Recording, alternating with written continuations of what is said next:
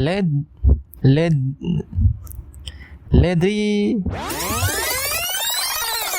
Lady Galadriel, putri elf yang gegabah. Lady Galadriel dikenal sebagai salah satu elf tertinggi derajatnya dalam semesta The Lord of the Rings. Cantik, berwibawa, sakti, dan sering dianggap sebagai simbol kebijaksanaan para elf. Namun pertanyaannya, benarkah Galadriel sosok yang bijak? Atau justru sebaliknya, seorang putri bangsawan yang gegabah? Banyak penggemar The Lord of the Rings karya J.R.R. Tolkien, baik pembaca novel maupun penonton film dan serialnya, masih memandang Lady Galadriel seperti Dewi Sempurna. Padahal, jika kita amati lebih dalam, ada cukup banyak bukti bahwa kebijaksanaan Galadriel seringkali hanya tampak di permukaan. Di balik auranya yang agung, tersimpan keputusan-keputusan yang gegabah. Mari kita bahas, siapa Lady Galadriel sebenarnya? Rangkuman dari sequel The Lord of the Rings, The Hobbit maupun Ring of Power telah menginfokan bahwa Lady Galadriel keturunan elf agung, bangsawan murni dengan garis darah tertinggi. Kakaknya merupakan salah satu raja elf, sosok besar yang menjadi panutan hidup Galadriel. Sayangnya, sang kakak gugur terlalu dini dalam perang melawan kegelapan. Galadriel juga pernah menjadi pemegang salah satu cincin kekuasaan buatan Celebrimbor. Kedudukannya tinggi, pengaruhnya besar, dan masa depannya sebagai pemimpin ras elf nyaris tak terbantahkan. Namun, semua itu tidak otomatis menjadikannya bijaksana.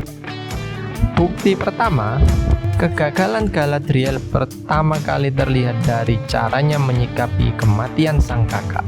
Alih-alih mengambil peran sebagai penerus kepemimpinan elf di era damai, Galadriel justru terjebak dalam obsesi memburu Sauron. Bahkan ketika perang telah dinyatakan usai, sang kakak telah berpesan, "Era peperangan telah berakhir. Bangun kembali, pimpin dan jaga bangsamu."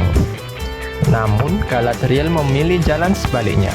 Ia memimpin pasukan terbaiknya memburu Sauron hingga ke ujung dunia. Bahkan ketika bukti kehancuran musuh telah ditemukan, ia tetap menolak berhenti berburu. Ini bukan keteguhan, ini keras kepala dengan sikap gegabah. Ibaratnya nih, Galadriel mewarisi sebuah perusahaan raksasa. Kakaknya sudah membersihkan perusahaan itu dari koruptor, karyawan-karyawan provokatif, ormas-ormas penggerokot aset negara, dan bahkan para petugas pajak nakal yang suka memeras keuangan. Semua itu telah dibabat habis oleh kakaknya. Hingga akhirnya tubuh kecapean, jatuh sakit, lalu meninggal. Wasiat terakhirnya jelas, lanjutkan kepemimpinan, jaga stabilitas. Tapi apa yang Galadriel lakukan? Ia malah meninggalkan kantor pusat, keluyuran mencari musuh yang sebenarnya sudah tumbang. Seorang calon CEO besar yang seharusnya memimpin malah sibuk memburu bayangan masa lalu. Gegabah? Sangat. Bukti kedua, dalam karya Tolkien, Galadriel sebenarnya telah tinggal di wilayah yang nyaris sempurna, damai, makmur, dan indah. Tempat yang oleh banyak makhluk dianggap seperti surga. Sebagai petinggi elf dan calon pemimpin besar, seharusnya ia menjaga dan mempertahankan kemakmuran itu. Tapi tidak. Galadriel justru memilih pergi ke Middle Earth, wilayah yang sudah terkenal sebagai ladang konflik antar ras. Keputusannya ingin membangun peradaban sendiri. Idealis? Mungkin. Gegabah? Jelas. Di versi film Rings of Power, kegegabahannya bahkan meningkat level. Galadriel mengetahui bahwa Sauron, jika pun masih hidup, kemungkinan besar akan hancur dengan sendirinya oleh kekacauan Middle Earth. Namun, alih-alih membiarkan takdir bekerja, ia justru menyelamatkan Sauron dari kematian yang sedang diserang oleh monster laut. Ibaratnya nih, di negaranya, Galadriel sudah dijamin dengan kekayaan bapaknya yang tidak akan habis sampai 7 keturunan. Malah minggat dari rumah nyari kerja serabutan demi mewujudkan cita-cita yang terlampau idealis. Udah enak bisa hidup sejahtera di negara sendiri, slow living dengan segala fasilitas bapaknya. Galadriel dengan gegabahnya malah ke negara penuh dengan kerusuhan baik orang dan pejabatnya demi mendirikan bisnisnya sendiri. Otomatis Galadriel jadi merasakan gembel di negara anta beranta penuh huru-hara itu kan.